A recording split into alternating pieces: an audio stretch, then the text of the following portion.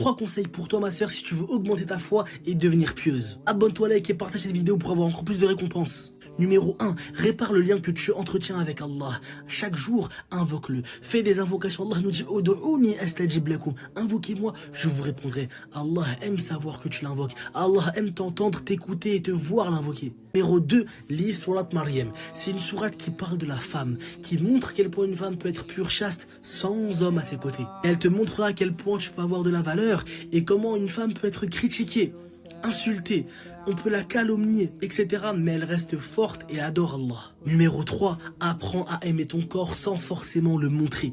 Apprends à t'aimer physiquement parlant sans pour autant qu'on le voit lorsque tu sors.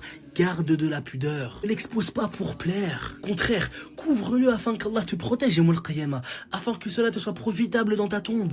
Et n'oublie pas ma soeur par rapport au hijab que la pudeur et le voile, ce n'est pas une prison, mais au contraire c'est une protection dont tu auras grandement besoin. Rappelle-toi qu'Allah ne t'a pas créé pour manger l'amour d'un homme, mais au contraire, il t'a créé pour être honoré par lui, Azzawajal. Et pour finir, sache une chose ma soeur, lorsque tu entretiens ta foi et tu deviens pieuse, tu vas attirer un homme qui cherche une épouse et non pas qui cherche une proie. Allah vous préserve, j'espère que cette vidéo vous aura plu. Sur ce, salam alaikum. Est-ce que c'est permis pour un homme d'avoir des tresses dans l'islam? Si toi tu as des tresses ou tu connais des gens qui ont des tresses, regarde cette vidéo. Il est mentionné par Hani dans un hadith authentique que le prophète wassalam, est venu à la Mecque et il était coiffé avec 4 tresses. Donc sans aucun doute le prophète wassalam, lui-même il avait des tresses des fois. Ça revient au concept de urf qui veut dire norme de la société, coutume. Si dans la région où tu vis, dans le pays où tu vis, ces coutumes sont acceptées et sont la norme, c'est halal pour toi d'en faire. Wallahu a'lam.